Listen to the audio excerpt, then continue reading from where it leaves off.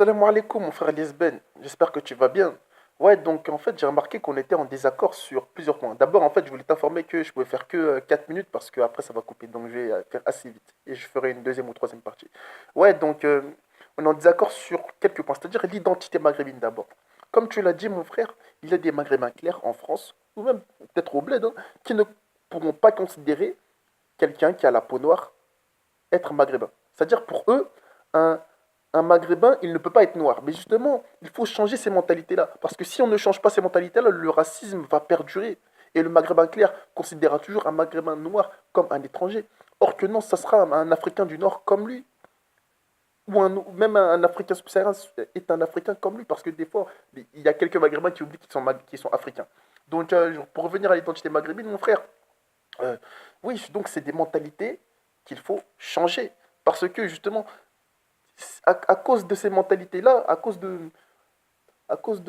du fait que les maghrébins clairs ne peuvent pas concevoir qu'il peut y exister des maghrébins noirs, eh ben, ça se retranscrit dans le racisme, c'est-à-dire dans le racisme au Maghreb et aussi dans le racisme en France entre rebeux renois.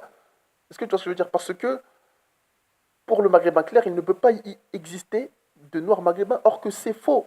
Même si c'est vrai qu'il y a en majorité, il y a plus de maghrébins clairs, mais il y a des maghrébins noirs autochtones. Et il faut le dire, il faut le faire savoir.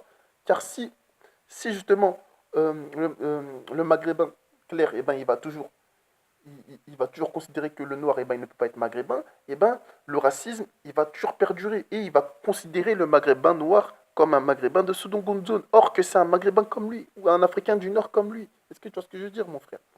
Ça, c'est très très important. Parce que tu me dis que le maghrébin noir va être considéré comme un Renoir, etc.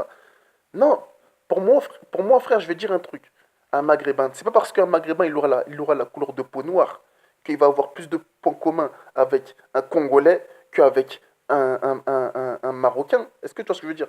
C'est pas parce qu'un Marocain noir il a la couleur de peau noire qu'il va avoir plus de points communs avec le Congolais qu'avec un. Voilà quoi. Donc d'un côté, ils auront pas la même identité, mon frère. Donc c'est des mentalités qu'il faut changer pour l'avancement justement du continent africain globalement, mais aussi l'avancement pour l'Afrique du Nord.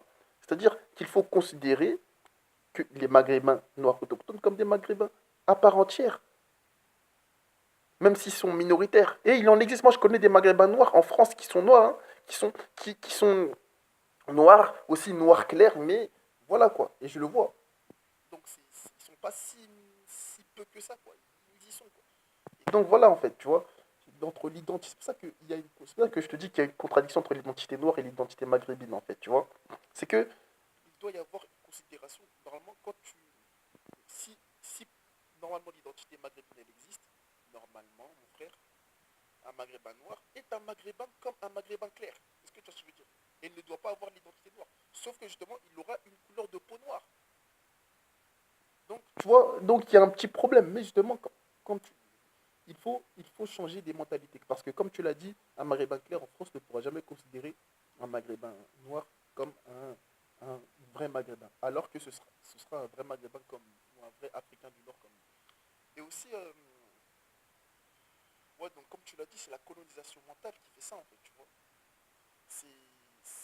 C'est-à-dire que c'est l'aliénation, c'est-à-dire qu'il y a une image du maghrébin, qu'on se met dans la tête, alors que non, mon frère, il y a plusieurs types de maghrébins.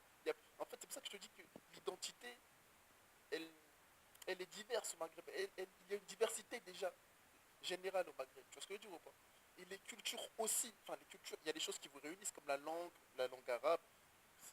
Après, il y a la langue arabe, bah, elle existe aussi au Soudan, en Somalie, donc après, aussi en Égypte, qui n'est pas un pays du Maghreb, donc voilà.